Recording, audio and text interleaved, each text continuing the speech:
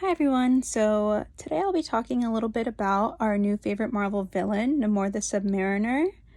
The title of my essay is called Imperious Rex, The Case of Namor in Wakanda Forever. So I have seen much discourse about this character, especially in regards to whether he is right or if he's wrong. Is he justified in his actions? So I took to asking around a few friends who I had seen the movie with what their thoughts were on Namor, and the answers varied, but most people kind of agreed that he was justified in some of his actions, especially when it came to protecting his people, and also the positioning of the movie. So how was he placed in regards to our protagonist, Shuri? So these are some of the things that I would like to discuss in the presentation. So, is Namor right or wrong? Well, it's actually a lot more complicated than that. Do we, the surface people, really get to decide if he is right or wrong? In the movie Black Panther Wakanda Forever, Namor's greatest opposition is us, the people who live above the surface. So do we really have the right to decide whether or not he is right or wrong? Do we get to apply our set of morals to this character? Well, if we know our morals, we know that killing is bad here in the surface world. There are laws, there are a bunch of different crimes that come in place when it comes to killing. It's overall seen as bad. But in the surface world of Namor's world in this movie, exploiting college students for vibranium is not bad. So, who do these rules apply to? Well, it depends on cultural backgrounds and circumstances. A way for me to analyze Namor as a character is through the lens of Necropolitics by Achille Mbembe. Necropolitics refers to the social political powers in place that dictate who lives and who dies, with an emphasis on how death can also extend to social and political death. Some focal points that I want to highlight with this theory is that the subject is actively conditioned to live with little to no control over their body, social, or political status. And also that responses to sovereign control, they are what control the subject's determination to regain autonomy. So martyrdom, for example.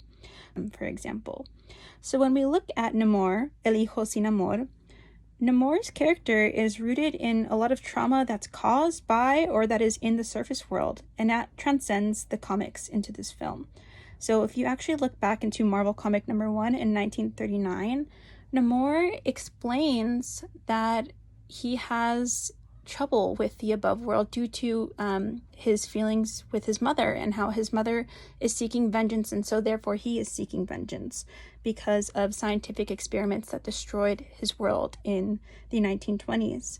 In Fantastic Four number 4, Namor stumbles upon his land and it has been destroyed by radioactive experiments once again.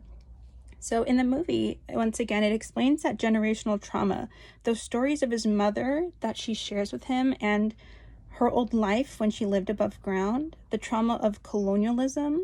So the story is based on the Mayan people and other ancient civilizations that died at the hands of the conquistadors and the colonizers.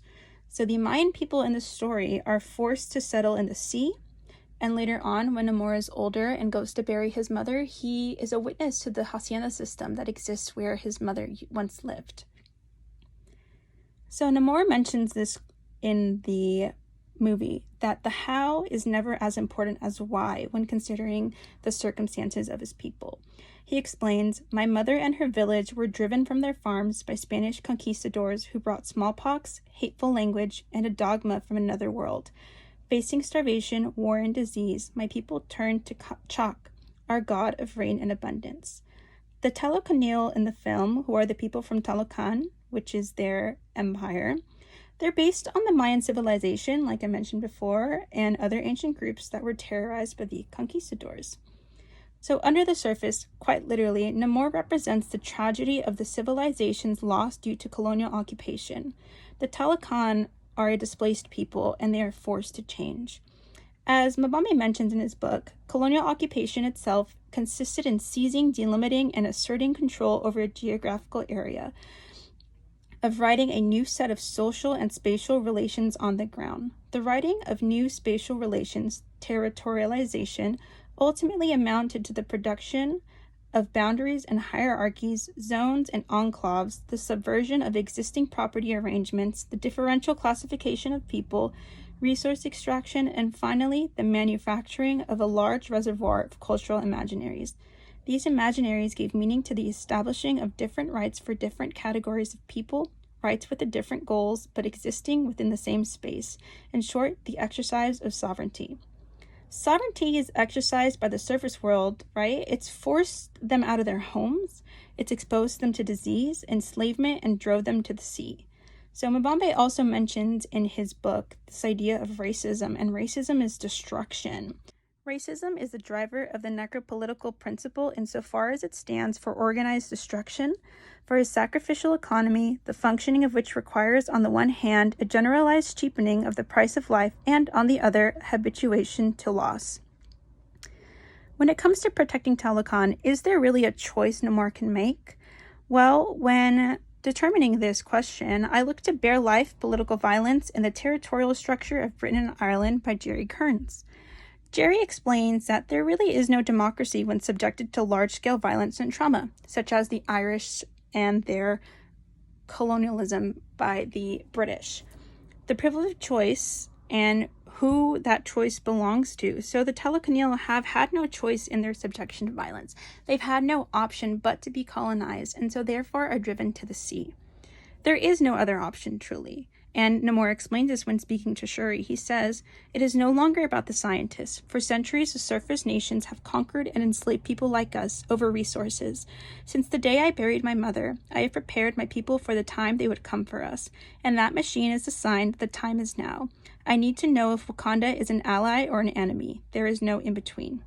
The Talokanil are ready to risk their lives for their autonomy. They are killing for the sake of protecting their community that has already been through so much violence." In another quote by Jerry Kearns, he explains that in an ironic reversal of the reductions implicit in Bare Life, they may use their own bodies and mortality as a weapon, being told in effect that their survival at the sufferance of the colonizer, they may risk their life to reclaim their own right to die. Talokan's resistance. The positioning within the film benefits the moral underlining of the story and of Marvel heroes, which is that the revenge is not the answer.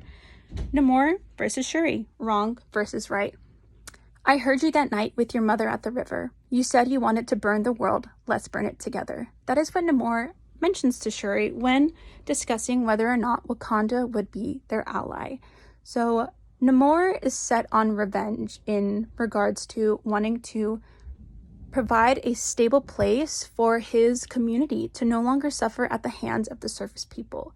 Well, does violence work? Yes. Rebellion and Anti-Colonial Struggle in Hispaniola, From Indigenous Agitators to African Rebels by Ana Ozuna explores this.